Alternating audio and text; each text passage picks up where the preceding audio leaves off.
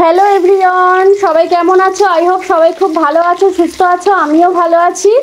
তো আজকে রাতের রান্না হচ্ছে, আর আজকে রাতের রান্নায় কি রান্না করছি সেটাই তোমাদের সাথে শেয়ার করব।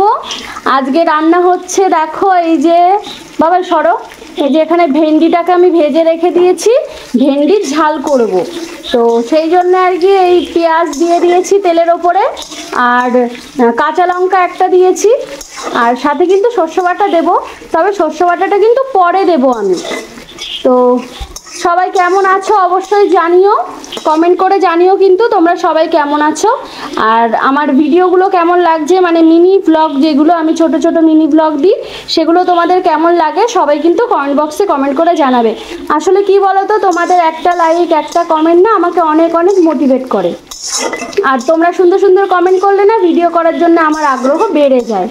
তো সুতরাং কি করতে হবে, সুন্দর সুন্দর কমেন্ট করতে হবে। তো চলো তোমরা ভিডিওটা কন্টিনিউ করো।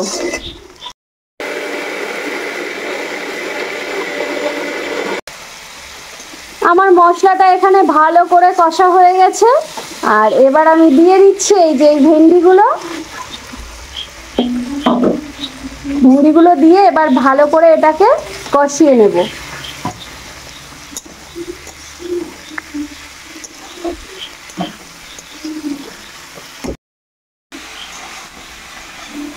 ও রাধুনি, কি রান্না হচ্ছে?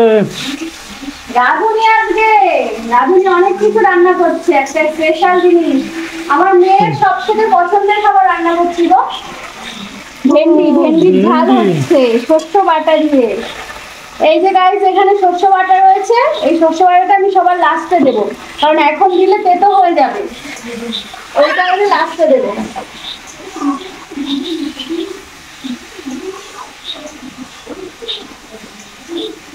একটা লাইক করতে হবে, কমেন্ট বক্সে কমেন্ট করতে হবে, আর কি করতে হবে, চ্যানেলটাকে সাবস্ক্রাইব করতে হবে।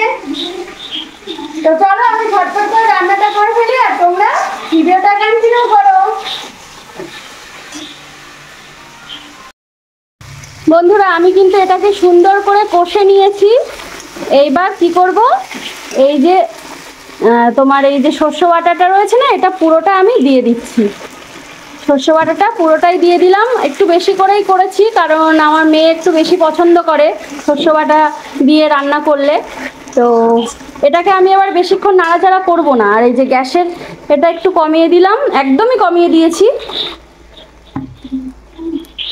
আর সর্ষে বাটা দিয়ে কষলে কি হয় জানো তো, তেতো হয়ে যায়, যে কারণে আমি সর্ষে বাটা দিয়ে একদমই কষি না। এবার আমি আরেকটু জল দিয়ে দেব, দিয়ে এটাকে ঢাকা দিয়ে রেখে দেবো। তোমরা দেখতে থাকো। তো আমি জল দিয়ে দিয়েছি, আর জলটা একটু বেশি করেই দিয়েছি, কারণ হচ্ছে এটা তো ফুটবে, ফুটে তারপরে এটা মানে একদম পুরো শুকনো শুকনো হবে। বাবা হাতে ছ্যাঁকা খেলাম। তো ঢাকা দিয়ে দিয়েছি, আর গ্যাসের এটাকে একটু জোর করে দিলাম। এবার চলো এটা হোক।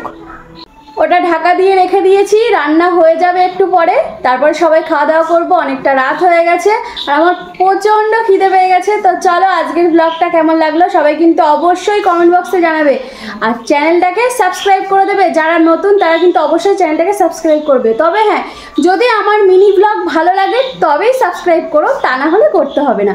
তো চলো আজকের মতো সবাইকে টাটা, সবাই ভালো থেকো, সুস্থ থেকো, আর গুড নাইট।